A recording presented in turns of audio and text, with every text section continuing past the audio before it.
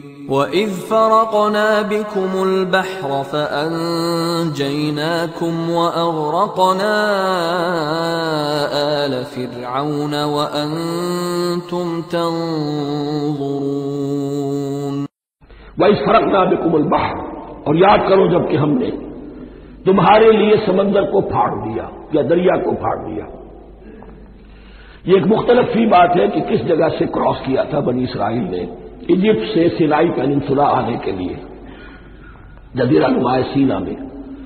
ایک رائے یہ کہ دریائے نیل کو کراس کر کے گئے ہیں، لیکن یہ بات غلط ہے۔ دریائے نیل تو مصر کے اندر ہے، وہ کبھی بھی مصر کی حد نہیں بنا۔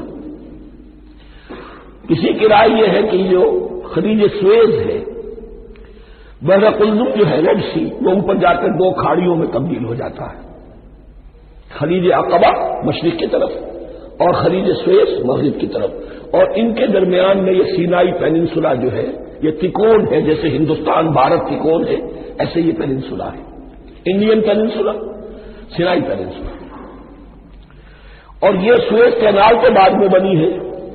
خلیج سویز اور میڈیٹرینین بحیرہ روم کے درمیان یہ کچھ چھوٹی چھوٹی، اگرچہ چھوٹی تھی سمندر کے لحاظ سے، بہت بڑی بڑی جھیلیں تھیں، اور ان جھیلوں ہی کو پھر جوڑ جوڑ کر درمیان میں جو خشکی تھی اس کو کاٹ کر سویز کینال بنائی گئی ہے۔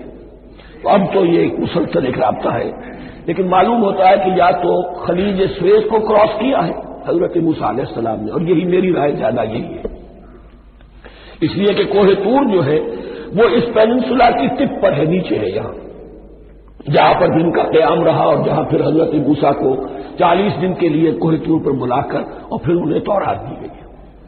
تو معلوم ہوتا ہے کہ جو خلیج سویز ہے اسے کراس کیا ہے۔ کراس کس طرح کیا ہے کہ حضرت موسیٰ کے عصا کی ایک ضرب سے سمندر پھٹ گیا۔ فَكَانَ كُلُّ فِرْقٍ كَالطَّوْدِ الْعَظِيمِ، دونوں طرف چٹانوں کے مانند پہاڑ کی طرح جو ہے وہ سمندر کھڑا ہو گیا، اس کے راستے سے یہ نکل گئے۔ اور پھر جب فرعون اور اپنا لشکر لے کر جب آیا ہے، اس نے سوچا ہم بھی نکل جائیں، وہ غلط ہو گئے، اس لیے کہ دونوں طرف کا پانی آپس میں مل گیا۔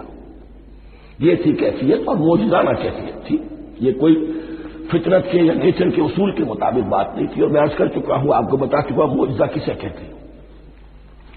وَإِذْ فَرَقْنَا بِكُمُ الْبَحْرَ فَأَنْجَيْنَاكُمْ، جب ہم نے تمہارے لیے یا تمہارے ساتھ سمندر کو پھاڑ دیا، تمہارے لیے، تمہارے گزرگاہ بنانے کے لیے، تو تمہیں تو نجات دے دی۔